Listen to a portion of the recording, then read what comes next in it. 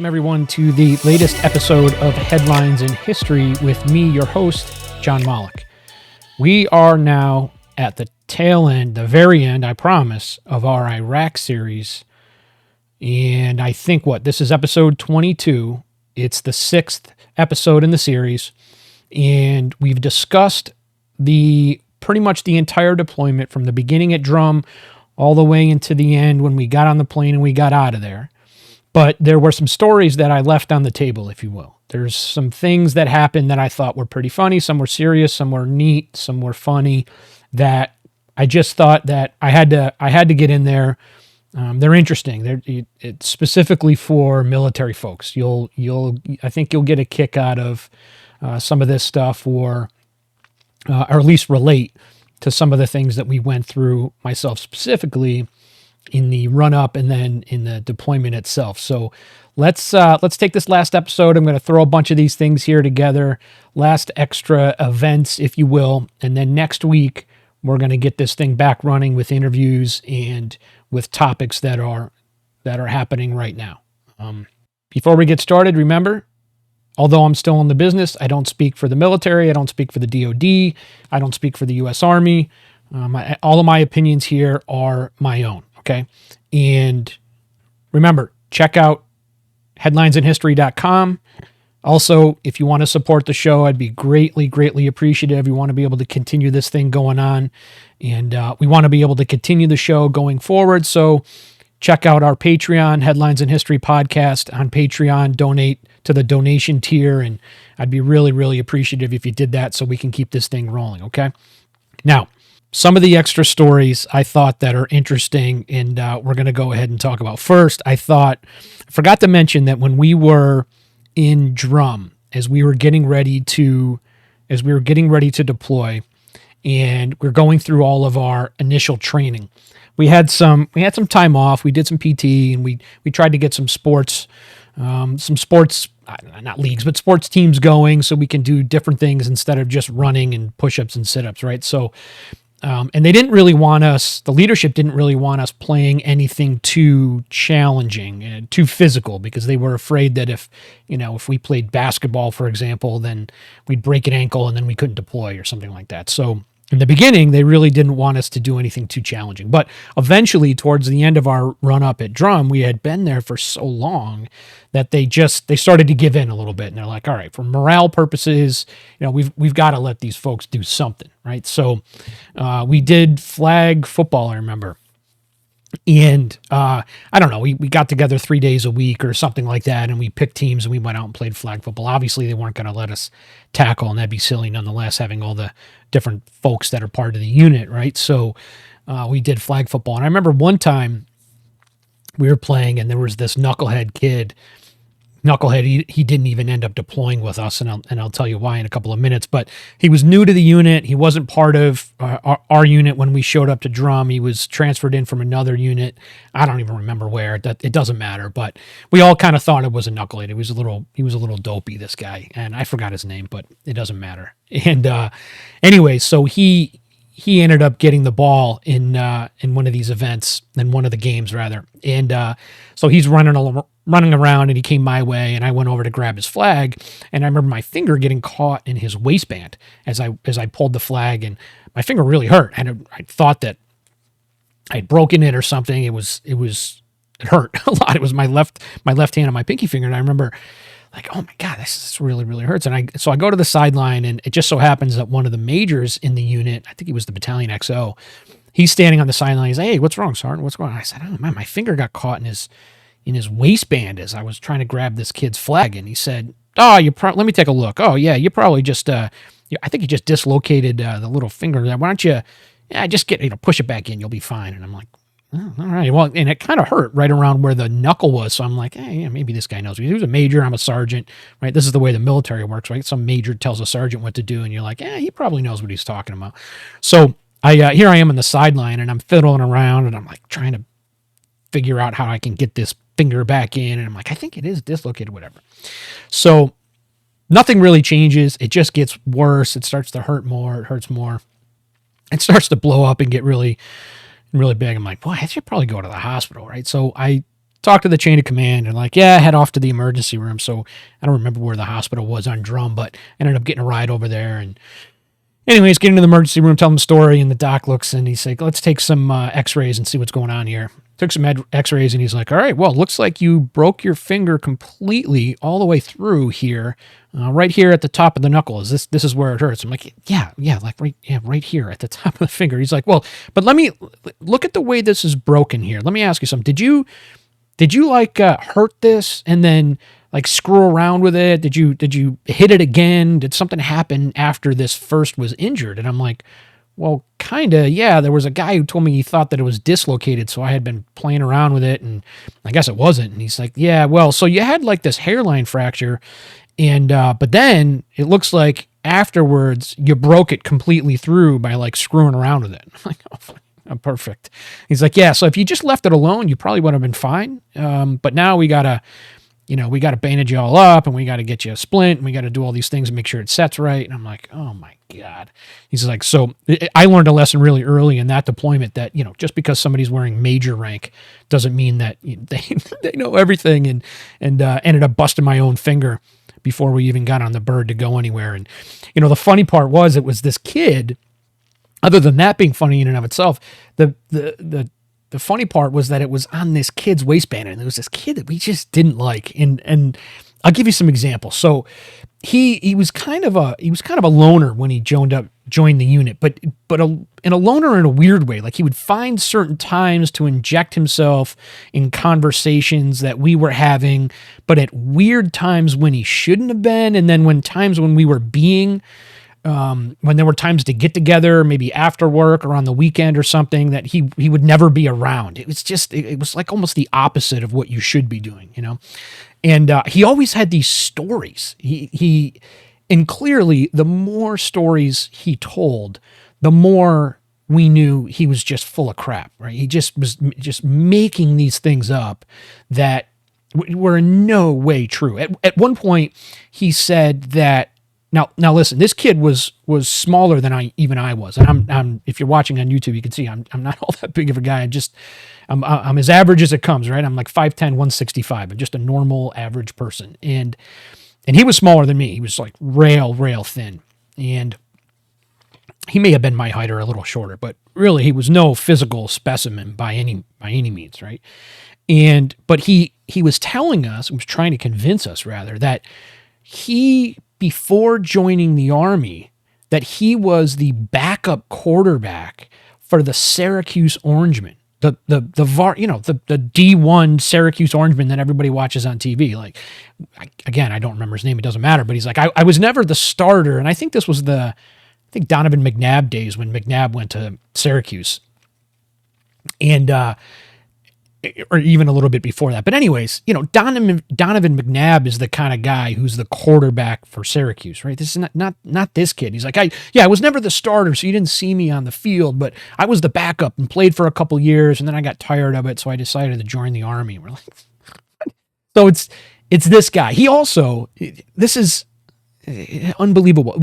So he's in the unit for a couple of months, starting to tell these stories. He goes off post, and he decides he wants to get a tattoo before we deploy. Something that relates to the unit, something that relates to what we're doing. And he had never deployed before. This is his first deployment. This is the first deployment for most of us. And so we as young kids, we're all 19, 20, 21. We're all thinking like, yeah, maybe we'll get tattoos when we get back if we're all here, and maybe something that our buddies and we could share, and that'd be kind of fun, right? So we're all talking about it, and it's getting passed around, but we're like, of course, this is something you do when you get back from overseas, right? You accomplish the mission, you do what you have to do, you get back, and it's something that you can remember forever. And he decides that he wants to go out and get his tattoo before he deploys, but he doesn't go and get a tattoo like on his arm, or like the unit crest, the 642 or the 42nd Rainbow. He gets a massive back tattoo and when I say massive, I mean the whole back, right? Almost like his whole back was like a biker's jacket in the back. It had this huge eagle on it, and a flag. I don't know how many hundreds of dollars it cost this kid, but And on the top, it said some gave all. And on the bottom, there was like a rocker where it says all gave some. That all gave some gave all, rather. So it's all gave some gave all on the bottom. And it's like, oh my God. First of all, he hasn't even deployed. And gave what? You haven't even gotten on the plane yet. So I don't know if he had such a, had such a gap in his like, if he had such a gap in his confidence or his self-worth that he needed to outdo everybody else, even though it was completely nonsensical what it is he was trying to do with a whole back tattoo.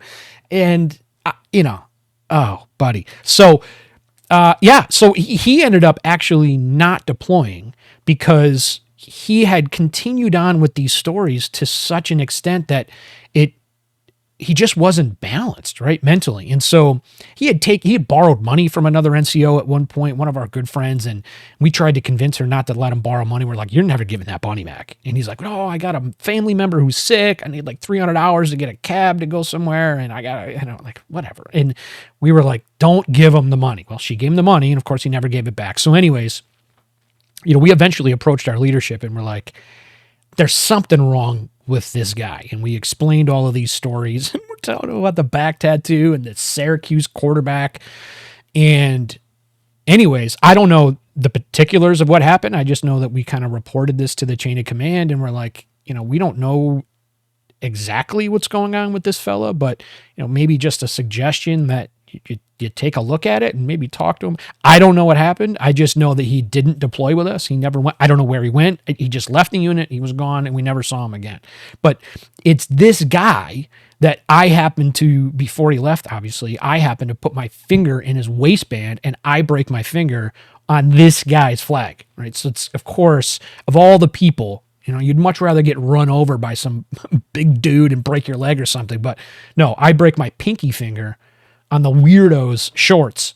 And so I got to live with that the rest of the deployment. When you're 20, that stuff's funny, right? But one of the pretty cool things that happened, and this was towards the end of our time at Drum, as we're getting ready to go overseas, is that, I told you in prior episodes that, the active duty Army was working hard to try to backfill all of the positions that we still had open. And we had numerous warrant officers, for example, in the intel world that had come from active duty, and they were, literally they were PCS'd from one division to the next, and ours being in the Guard.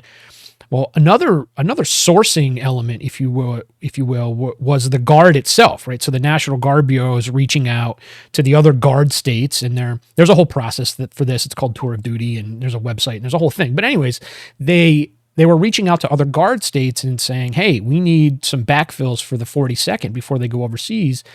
Before we fill all of these or require Compo 1 or active duty to fill them, is there anybody in the Guard?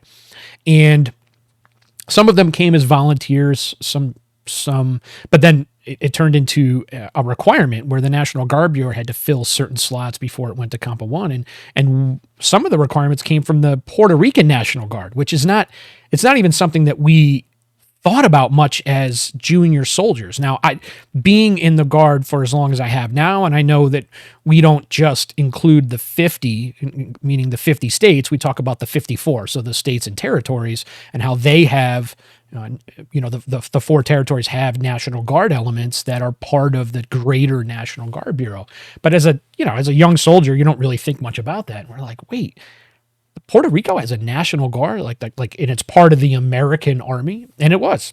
And it felt kind of silly not knowing that, but anyways, they attached a handful of these soldiers. They were intelligence soldiers down from Puerto Rico, and they brought them up to Drum, and they were included in the unit, and downrange we got to go. So it was really cool. They were obviously all bilingual.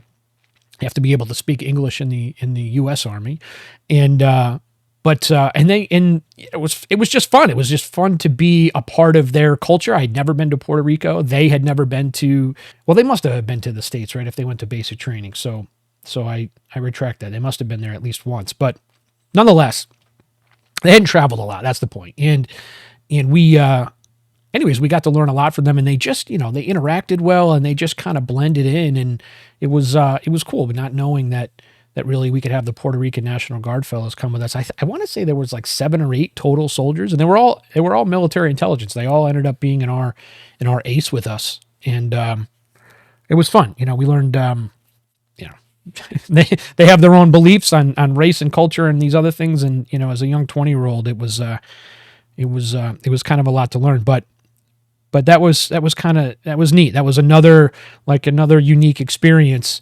that we never had before, and since I've never had since. I've dealt with other states and other territories, obviously, throughout the years, but never in the sense where a portion of a whole National Guard unit from one of the territories would be added to our unit, and then off we go. So that was, and they were with us the whole time, and thankfully, we brought them all there, and we brought them all home as well. And obviously, the Puerto Rican leadership was really happy with that, and obviously we were too. But as a matter of fact, we've stayed in touch, not with all of them, but with those that have stayed in, at least. And that's, it's kind of a cool thing. So I think those are the 2 that I can recall from drum.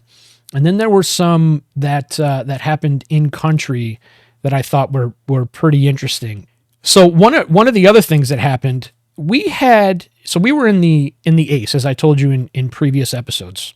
And we would brief at what we call the secret level, the briefings on Tuesdays and Thursdays and Saturdays that I got involved in, and I was briefing the commanding general and all the staff.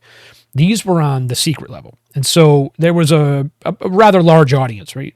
Pretty much anybody, and this is the way it was back then, anybody who was an officer had a secret clearance, and that was an automatic thing. And then if you were MI, or, we didn't really do cyber back then, but military intelligence, and if you were counterintelligence, and, you had a secret clearance. So a good portion of people had a secret clearance, but not a lot had a top secret. And so occasionally when we needed to brief, we could get most of our information across on the secret level, but there were times when we needed to brief the senior staff, either, the chief of staff or the division commander himself, or his assistant division commanders, of which there are 2 in a division. So they would have to come into our ACE room, right? This was the only place within the command palace that was set up for top secret classified information. It's called SCIF. And so they would have to come into the SCIF occasionally and get a briefing, because it was particular, and we needed to get very specific. And so it happened not often, but I want to say maybe 4 or 5 times, maybe 6 times in the deployment, when the actual CG would come in and say, okay, I need this information, or you said you have this information. Let's break this down, Barney style. Give me the details. I really need to know all these particulars. And so we did it. And one time the commanding general himself, General Joe Toledo, he wasn't available for whatever reason. He may have been traveling or whatever. And we had something we had to brief. And so he brought in the assistant division commander came in, Paul Genero. He was a 1-star at the time, and he had recently fallen when he was traveling. The generals traveled all the time. They were constantly off danger and all the other FOBs, and meeting all of these people, whether they be military or civilians, or checking on units, whatever it was. They called it battlefield circulation a lot, and they were out. So General Paul Genero was here, and he had recently, like I said, he had hurt himself. He fell on a tarmac, getting off a bird. I don't remember all the particular details, but he broke or injured his elbow pretty badly, and so he was in a sling. Maybe it was his elbow or his shoulder. It doesn't matter, but he was in a sling, and he was wearing it for weeks. And he came in to get one of these briefs, and he had all of the generals carried a pistol. Right? The generals, officers typically didn't carry rifles unless there was some very specific reason for them to do so. So officers usually have and we had the old school Berettas at this point. So he had a Beretta, and it was unloaded. He didn't carry it around loaded, right? So I don't want to leave anybody with this idea, but nonetheless, he had his unloaded Beretta with him, and he often had to stretch his elbow, or stretch his shoulder, whichever one it was. So he came into the brief one day, and he's sitting in front of the map. And whenever the general comes in, right, like everybody gathers around, even if you have nothing to do with the briefing, you're still going to sit around and gather. So he's sitting down in a chair with some other officers, and they're staring at this map board, and all of the leaders are standing around that are doing the briefing, and then all the younger soldiers are kind of in the back just looking around. And he had taken out his Beretta to stretch his arm. You could see it, and he was like pointing it back and pulling his arm around, and the soldiers behind him were like dodging around. At that point, they didn't know. They were like, "Oh my God, is that weapon full?" So they didn't know if it was loaded, and he just didn't make the connection, right? He's just waving this weapon around, and these young specialists and sergeants are standing behind him, and they're like moving left and right and trying to get out of the way. And we're all like, "What the hell's going on?" And we're like, "Oh my God, the general's pointing this." Obviously he was safe about it. He had nothing inside of his Beretta, and obviously no one was in danger at any point. But funny nonetheless is like, because you don't really know as a private or a specialist, right? You're not talking to the general, so all you see when you walk up to the back of the briefing is the assistant division commander, whipping around his Beretta, moving his stretching his arm around. And as a matter of fact, I don't even think he had it pointed at anybody. He had it, I think he had his hand around the barrel or something just to indicate that it wasn't. But nonetheless, funny nonetheless, and it was, it was just one of those days where you don't believe what's actually happening, and you go home and you write a letter, or you tell somebody on the phone, you're like, "Yeah, the general spent 10 minutes waving a pistol at a bunch of soldiers during a briefing today, but it's fine. It's not a big deal." I wouldn't worry all about it. And I don't even know, he might not ever remember that story. And if he ever hears this podcast, if he ever hears this episode, or somebody who knows him hears this episode, I don't want him to get upset, think that I'm calling out General Genero. He was a great guy. And hey, listen, combat is a it's a stressful environment. And I don't know what was happening to the good general that day. And I don't remember all the particulars, but he probably doesn't even remember. But I know that, again, nobody was in danger. We all loved General Genero, and he was a great leader.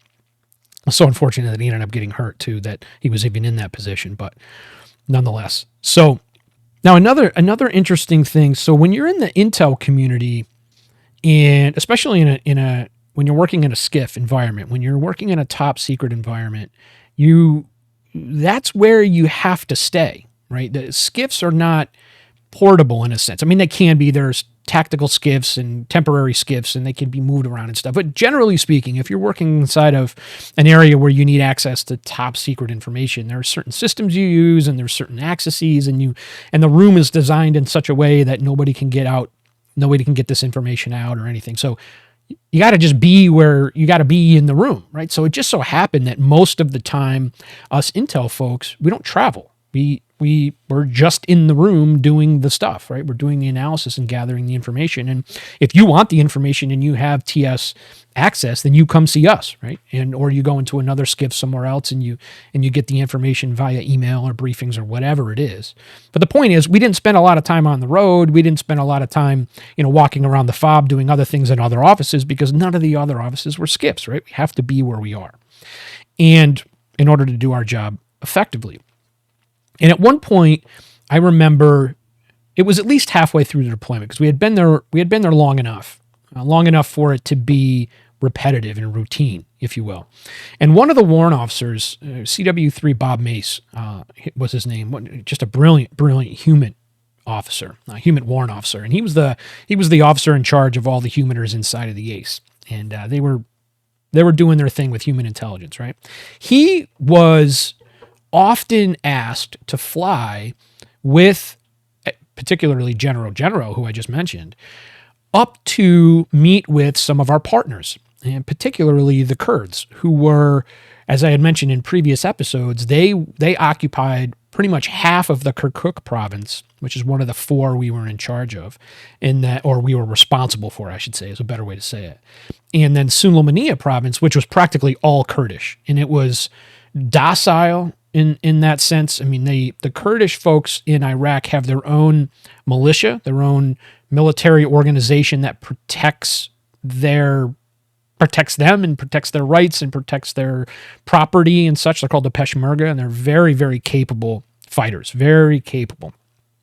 And so anyways, the Peshmerga is really running around, this militia force is running around where all the Kurds live in northern Iraq. And so there was there wasn't a lot of activity in the Kurdish dominant areas because the Sunni Arabs or the Shia Arabs, they lived elsewhere. There wasn't a lot of crossover, right? You didn't find a lot of Kurds in Salah ad-Din, for example. That's where the Sunni Arabs basically lived. And, you may have found some down in Baghdad and just like you find a whole host of people in large urban areas like that. But, you get the point. Generally speaking, there's these regions. And so the Kurdish regions are pretty quiet kinetically, but there is intelligence up there. There's stuff going on and there's information to be had. And so occasionally on a certain schedule, General would lead a team of folks up to Sulaymaniyah and meet with some of our Kurdish counterparts, and we would share information, and we would provide them with information that we may have had about the insurgency, and then they would do the same thing. It was like an intel sharing thing. And so this happened pretty regularly. And one time, Chief Mace, Bob Mace, had approached me and said, listen, I talked to the big boss, Major Chris Saccone, who was running the shop at the time, and said, listen, let's get on the board. Let's go with General. Let's get you out of the A's. You haven't really left and done anything yet. Let's get you out. And this is usually a pretty decent time. We'll get up into Sulaymaniyah. It's quiet. It's pretty up there. Actually, it's, northern Iraq is very similar to northern Afghanistan in the sense that the further you go north, it gets pretty mountainous. It's not as mountainous in northern Iraq like it is northern Afghanistan. I mean, northern Afghanistan could literally be skiing resorts if you were up there, if they can make that happen. It's very pretty. But nonetheless, once you get out of the the plains and the flats of southern Iraq into central Iraq, and then you get up into the north and northeast, it becomes, it just becomes rolling hills, if you will, and kind of some mountains, but nonetheless, it gets a little greener up there, and it's just nicer, a little cooler too than the temperatures in central Baghdad or in Basra, if you will, down in the south. So I said, let's get up there. And okay, and at that point, I really didn't have a choice. I wasn't like, oh, yeah, I don't want to go. He's like, no, the boss wants you to get out of here and let's go up and we're going to do it. So whether you want to do it or not, you're going. And that actually ended up being my first flight on a Black Hawk helicopter, which was kind of neat. So when we came into country, I remember telling you in the earlier episodes, I flew on a Chinook from Spiker when we landed at Spiker over to Danger, but I had never flown on a Black Hawk, which is much smaller, utility aircraft, doesn't carry as many soldiers, is not designed to carry equipment. It's really designed to carry people mainly, and they're more nimble and that kind of thing. So anyways, it was my first time on a Black Hawk, and it was fun. It was a lot of fun. We had to make a couple of stops, one in Kirkuk and in Kirkuk City, and then up into Sulaymaniyah because it was kind of far from Danger. Couldn't do it on one tank of gas, if you will. So, and I actually got some really pretty video and stuff just to show how different the terrain was up there. And we ended up landing at this like Kurdish compound, I guess you would call it. They weren't palaces, they were homes. Certainly not homes that looked like anything in the U.S. And some of them were the West, right? I think they were mud, but nice though. I don't want to paint the picture like it was some backwards, not backwards, but less developed area. They had nice homes and electricity, and they were nice. Traditional. I don't know what you would say, but maybe you'd call it middle class. But they had compounds, mud walls around, and then there were some security folks, members of the Peshmerga who were there because the individual we were going to meet was, the general was going to meet is somebody that was basically his rank equivalent. He was like a 1-star equivalent, and they were going to have this powwow and share information, but we each had our staffs. And I wasn't involved in the meeting at all. I didn't have any information or anything. It was just kind of there along for the ride, again, to get out of the Ace. But it was just really nice to get up there. And I remember getting then in the compound, and we ate. And I remember walking from one part of the room to one part of the house, rather, to another, into the dining area we were going to eat. One was in like the living area, and then we were going to go eat in the dining room. And as we did, we passed the kitchen, and I looked into the kitchen and I saw a bunch of males were in there. They were cooking, and a lot of them were, I don't know, there's like 4 or 5 of them maybe, and some were up cooking on the counter and the stove and over an open fire, and then some were on the ground and they were cutting like fresh fruit right on the ground of the kitchen, and it wasn't on the floor. Obviously they had plates and things like that, but they were busy and humming, and everything just smelled great and looked fresh, and it was just awesome. And so we sat down to eat. I'm like, oh boy, I'm looking forward to this. Been eating in the Chow Hall for how many months now.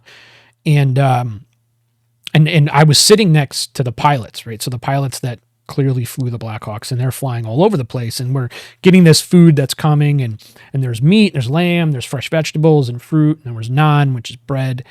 And I was at rice, and I was asking the pilots, I'm like, hey, what should I eat when I haven't left the fob yet, And he said, the one that was sitting next to me was like, do you plan on leaving pretty often? Like, you're gonna leave the fob all the time? Is that part of your duty? I'm like, no, I'm an inside guy, He said, okay, then don't eat the meat, because it's gonna be rough for a few days. If you eat this meat, it's gonna shock the system a bit. It's a little bit different than the meat you have back home, but about 3 or 4 days later, it kind of gets you through the system, and then you can eat the meat the whole time. He said, but if you're only going to eat it once, it's not worth it. So don't eat the meat. Stick with the bread and the rice and maybe even some of that fruit. But other than that, he's like, I would even probably stay away from the fruit because they wash it with water that hasn't been cleaned, kind of like the whole don't drink the water in Mexico concept. He's like, so just kind of stick with the rice and the bread, and I think you'll be all right. And that's what I did, even though it looked really, really good. And I'll tell you what, it was some of the best rice and bread I ever had in my life. And when I say bread, it was really naan, cooked over a fire and really thin. And I'll never forget how good that food was. And to be honest, I was shocked, right? I'm a younger, naive, pretty ignorant 19, 20-year-old, haven't traveled a lot. This is really the first time I ever left the country. I want to go to Iraq in 2005. And here I am in this small Kurdish compound on the Iranian border eating, fresh food that they made. And I had, wrongly made the assumption like, this is probably not going to be that great. And it turned out to be really, really good stuff. And I'm glad I went, and it was fun. I remember talking to some of the Peshmerga folks, and they were pointing over to Iran and talking about how Iran was bad. They didn't speak a lot of English, but we had some interpreters, and it's always nice to kind of stand on the compound wall in the roof, as a matter of fact, and look over. We were so close to the Iranian border, we could see right into Iran, and there were buildings like security checkpoints and stuff on the other side, and it was kind of it was surreal in a sense, because in the intel world, we're constantly reading intelligence reports about the Peshmerga and what they were doing and how they were operating and how they were protecting the Kurds and how the Peshmerga was always collecting information on the Arabs and the Sunnis and Shia that were in Baghdad and all that. And so to then meet them, right, in real life, I'm like, oh my God, I'm hanging out with these Peshmerga guys. It was really a cool experience. So there's all of the stuff that happens that's negative that you deal with when you deployed, and talked about it prior, right? All of the attacks and how many soldiers we were losing and losing the commander. And the whole reason we're there is because it's significantly violent, and we're trying to help Iraq make itself a better place by removing evil people like Saddam Hussein. And then there's the cool parts of a deployment, right? When the general's pointing a pistol at you, or you're having the greatest bread you've ever had in your life in this tiny little town in a province no one's heard of on the other side of the world, and in just a time you'll never forget. And I'll never forget my Kurd lunch. It was great. I will tell you one thing too, related to lunches and Chow. This is back on the fob. I told you that we often got mortared and rocketed at the Chow Hall. And our Chow Hall at Danger, at least the one that we ate, there were a couple, but the one that we ate was the main one, and it was a tent. It was a big tent, had all the equipment. And yes, if you remember the news stories from years ago, KBR was the contractor that was there. KBR, Kellogg Brown and Root, which was a subsidiary of Halliburton. There was a lot of controversy about Halliburton because it was, in part, was related to Dick Cheney owned a part of Halliburton for a long time, and then he had to sell it before Iraq, and there was a lot of back and forth about that. But it is true. So Halliburton did own KBR, and KBR was there. They did all the Chow Hall stuff, and nonetheless, so they had all their workers in there, and there were what we call third country nationals. So there were local Iraqis and other workers from other countries that were in there with soldiers helping and making food and stuff. But nonetheless, it was just a big tent. And I told you about when they shot the ice cream machine out and how awful that was. But nonetheless, they would shoot pretty often. And there wasn't any, I can't remember whether sirens. I think there were sirens at that point. So once incoming would be detected by those counter battery radars, then the siren would go off, and then that was the that was the alert that you would have to put on your Kevlar, and you'd have to run outside to the bunkers. There were these massive concrete bunkers placed all over the fob that were there just for that purpose. So if there was any attack that was happening, then you would scuttle over into a bunker and you'd sit inside these concrete bunkers and you'd wait till it was over. And they were large enough and thick enough that it would protect you from these mortar rounds or these rockets. So there was a whole slew of them outside the chow hall, and when the alert came, you'd have to run outside. And then when the all clear was given, you could go back inside the tent and you could start eating again. And I remember one really dumb time, dumb for me in terms of the decisions that I made, but I was tired. And it was the morning, so it was the end of my shift. I'm eating breakfast for dinner. And we had another attack, and they often like to do it in the morning, right around morning chow, because the sun was coming up. Anyway, so... and alerts were going off, and there were some mortar rounds that had landed close to the chow hall. It didn't do any damage in this particular incident, and then one of the senior officers in there was like, all right, everybody get your Kevlar on and go outside.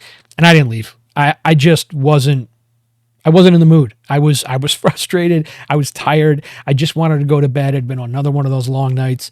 I just wanted to eat my food, go back to my rack and just rack out and get done, because I had another shift to start. And I'm like, I'm just tired of these insurgents shooting these things constantly when we're just trying to eat chow, and I'm just not going to let them do it. Right. So I'm not getting up. I took my Kevlar and I put it on my head, and I didn't strap it. I didn't put my body armor on. I just put my Kevlar on, and I just kept eating and eating. And at one point I looked around and I was the only one in there. All the cooks had left. Everybody had left.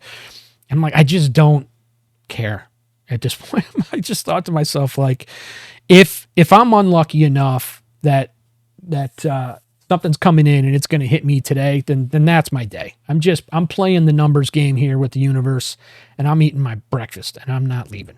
And needless to say, that was a decision that I made for a few minutes until another officer came in. I don't remember, but some captain or major or whatever that just happened to be in the chow hall, and he got me outside. And you follow direct orders, you get an order, right? So I tried to sneak and pretend that I wasn't going anywhere because I was just so tired.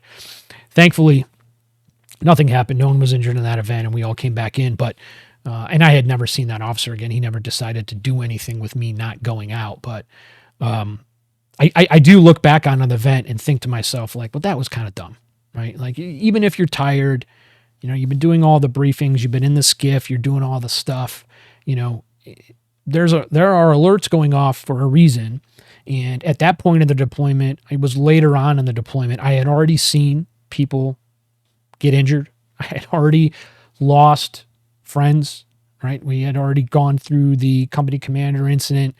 I believe we had already gone through the incident with my fellow sailor who was in the ace with us, who had unfortunately lost his legs, part of his legs, when he was having a cigarette. And I think I told you that story. And so I knew, logically, I knew the risks, but mentally it was like, I just didn't care. And again, looking back at it now, I clearly would never advise that. Those bunkers are there for a reason. But I think it's a good story, a good example of how sometimes your logic can just be skewed and your emotions can get a bit overwhelming and your frustrations can get in the way. And you just say to yourself, like, I wasn't there. I didn't have a death wish, right? Let's make that clear. That wasn't what was happening. I wasn't looking to get injured. That wasn't the case. I wasn't in that mental place, but I was in a place where I was just tired and willing to play the numbers. Now, I would have been, again, pretty upset, obviously, if something had happened. That wasn't my mind space, or my head space, but nonetheless,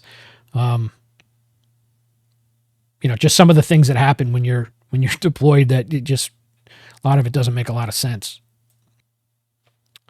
And then there's some of the stories, and I think we'll close up on this here, some of the stories that come from living quarters. So I told you earlier that we lived in a building we called 216. It was a little palace that was right on the water.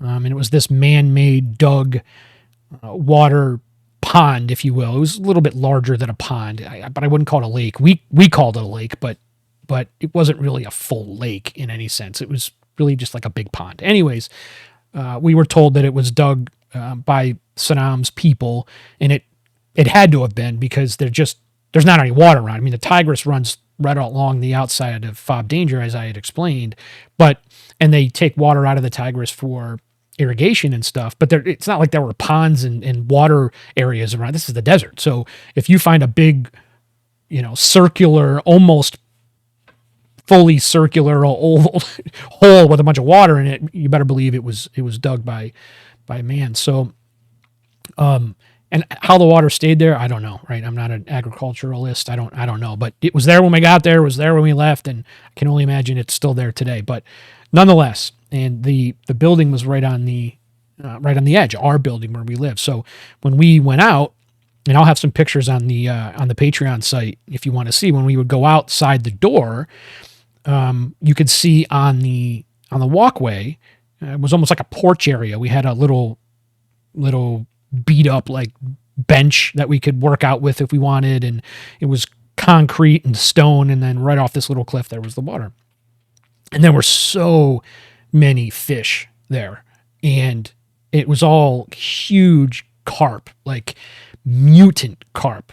When I say mutant, I mean because they were monstrous. And I'll put a picture up of this. I have one picture where you can see when something would fall into the water, like didn't matter what it was, if some soldier threw food in there or something, like you could see where the carp would come up to the side of the wall where the edge of the pond was, and there would be so many of them, they would like they would swim over top of each other, like almost out of the water and then back into the water over each other. There were like, I want to say hundreds. It was unbelievable, and never anything that I had saw in my life before. It's so many fish in just this one clump.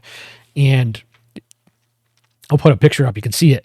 And there were all these rumors going around, stories going around that the fish were that way because, Saddam and his cronies would throw bodies into the water, and which, if you look back at some of the behavior, particularly Saddam's sons engaged in, that it's probably true if you think about it. I mean, Uday and Qusay were just awful people, and we've detailed some of this, and what we had learned is that Danger, took over the palace compound area that was often used by Uday and Qusay. They would party there. It was for his mother too, but particularly it was just for family, and the family would be there, and Uday and Qusay would be there. As a matter of fact, the Warren officers lived in something we called a grotto.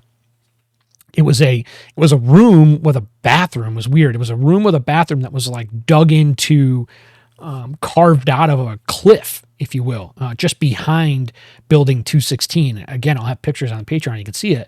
And when you walk in, it was just enough room for a couple of bunk beds, like 3 or 4 bunk beds. And then there was this little bathroom in there. It was weird. Anyways, we called it the grotto. And there was, there were rumors that Uday and Qusay would go in there and do things they shouldn't do to other human beings. And, again, maybe they did. I don't know. And then potentially there's, humans that were tossed into this pond when Uday and Qusay would go crazy. And so who knew if these carp were actually feeding off these people at one point? I don't know, and why they turned out to be what they were. But nonetheless, they were monsters.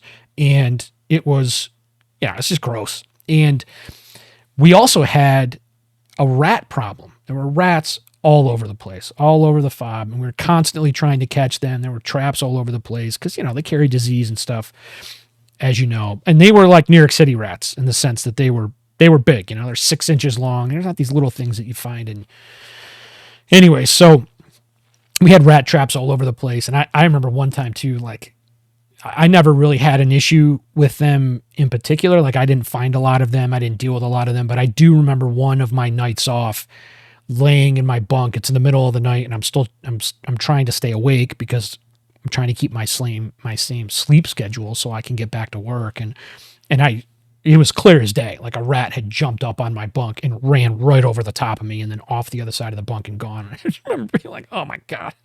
Anyways, at one point, soldiers upstairs at 216, this building was just 2 floors, and it had like a big foyer area where there were phones that you can call home and stuff. And in the bottom were a bunch of bunks for Joes. And then there were a stairwell staircase. You could go upstairs, and there was a whole bunch of other Joes upstairs. And the Joes upstairs had caught a rat. They had a big trap, and they had caught one. And if I remember correctly, it was still alive. And there was this commotion going on up there. Everyone was yelling and screaming. And I'm like, what the fuck? So come to find out, a couple of the younger soldiers come down, and they had a rat by the trap and couldn't get out. And we're like, oh my God, what are you going to do? And they're like, oh, we're going to throw it to the water. And dude, and that's what they did. They took this rat, and they was still alive in the trap, and they ended up throwing it right over into the water, close enough where you can kind of see. And I'm telling you, I was standing right there, and these carp came over and they just took it, right? They had to have eaten it, right? But as soon as it went in, they came all around again, climbing all over each other, and took that rat and went down to wherever it went. We never saw the trap again. Obviously never saw the rat. And it's like, oh man, maybe that whole body stuff is real. Like, these things had no problem taking that live animal, and it was just gross. And I don't have any pictures of any rats that I can throw up on the Patreon, but I will definitely throw some of the fish up there. You can get an idea of what it is we were looking at.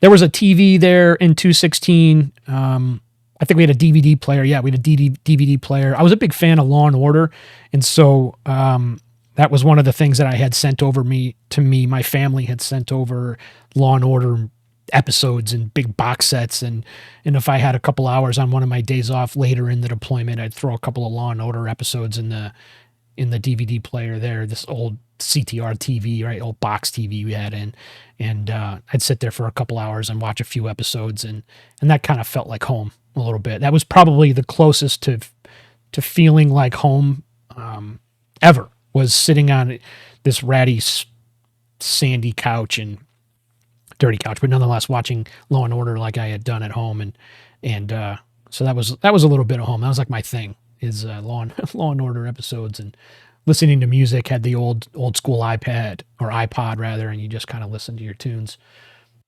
There were some board games out there that Joes would play if they had time, but not really much. I mean, you spent most of your time working. I mean, you were in the ACE for 13, 14 hours a day, and you were doing that 6 days a week again.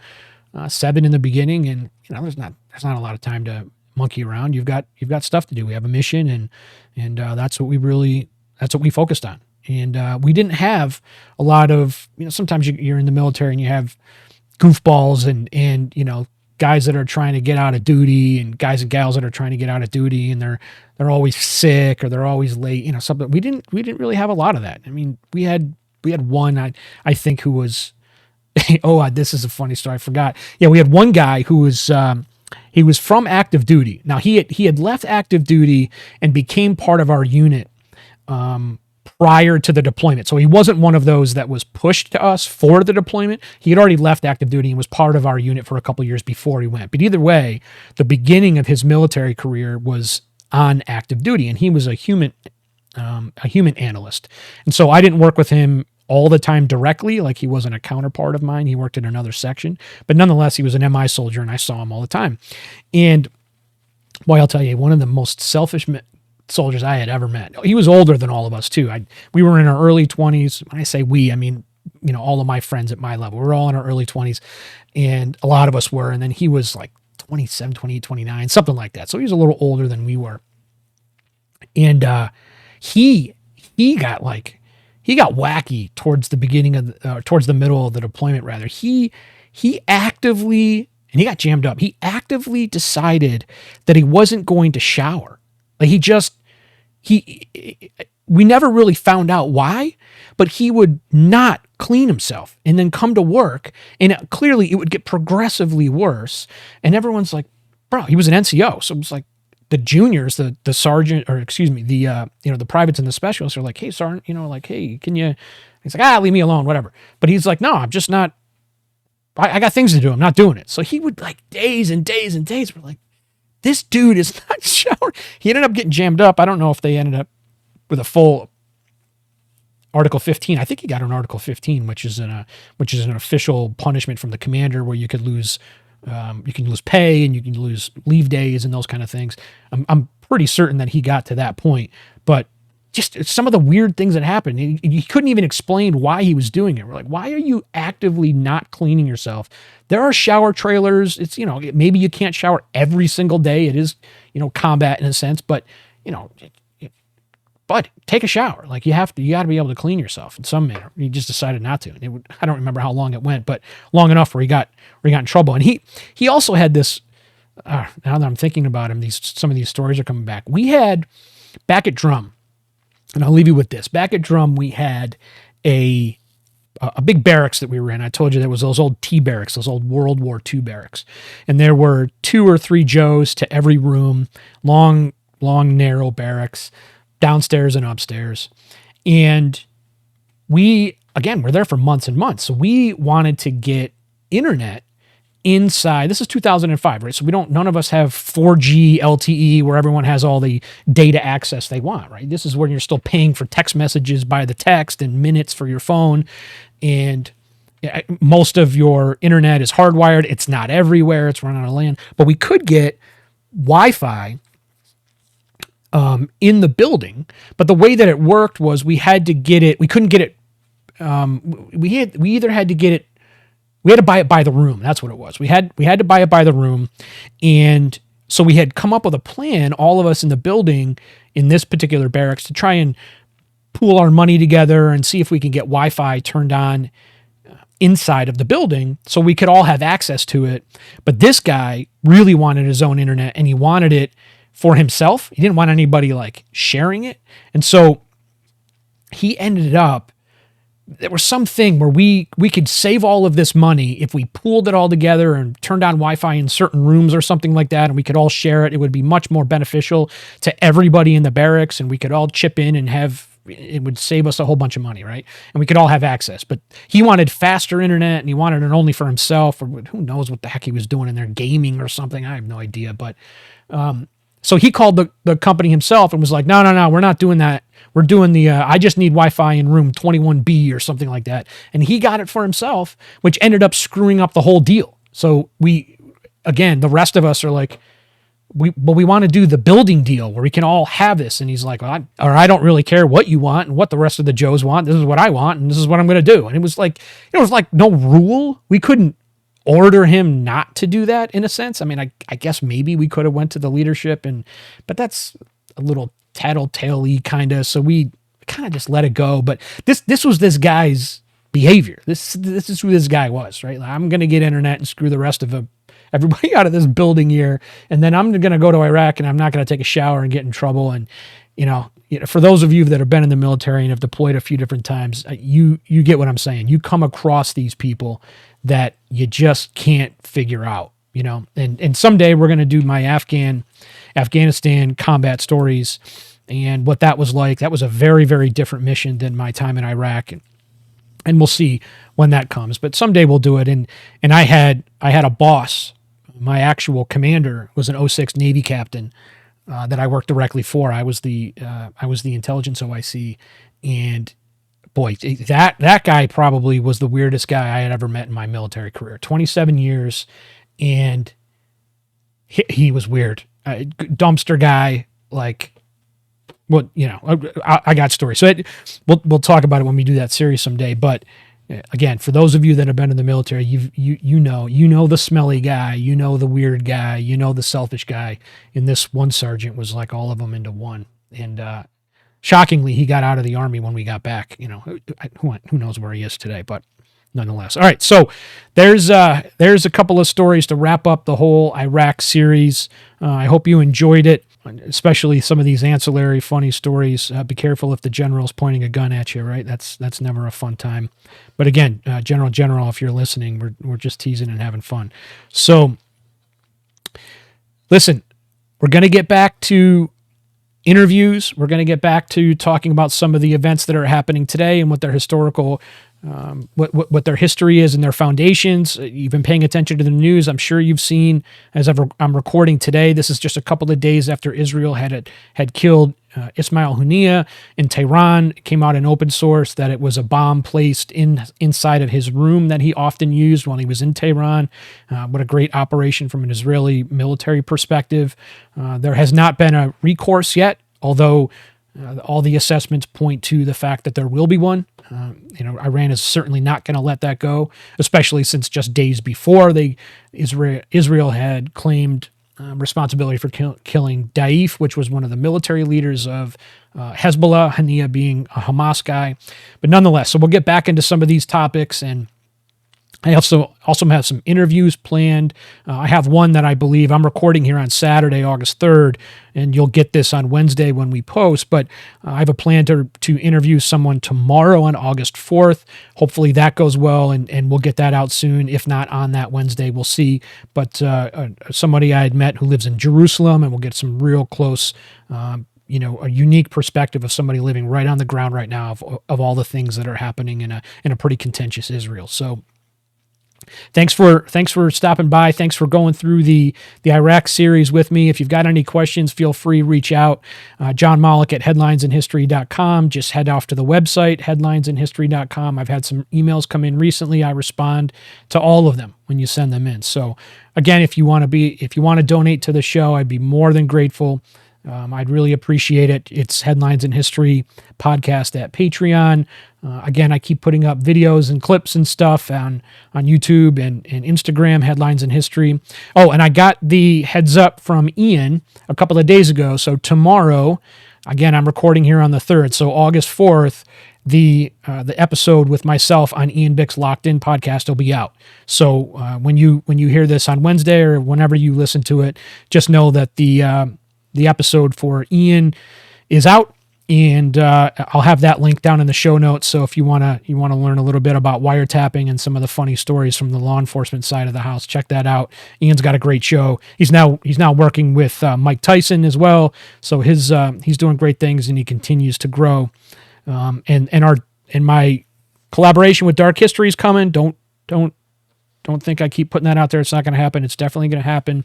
And then lastly, I've got another show I want you to check out. Snack a Little, Talk a Little. I've met some friends there and that run that show, and Jana and her buddy Mark. They do a funny show. They talk about a whole bunch of stuff. There's some paranormal in there. She thinks that. And maybe she does, lives in a haunted house out in California, and I've done a couple of interviews on her show. So if you're into that kind of thing, and they talk about a whole host of things in music and food, and it's just kind of a lighthearted thing with a mix of the paranormal rather, all roped in.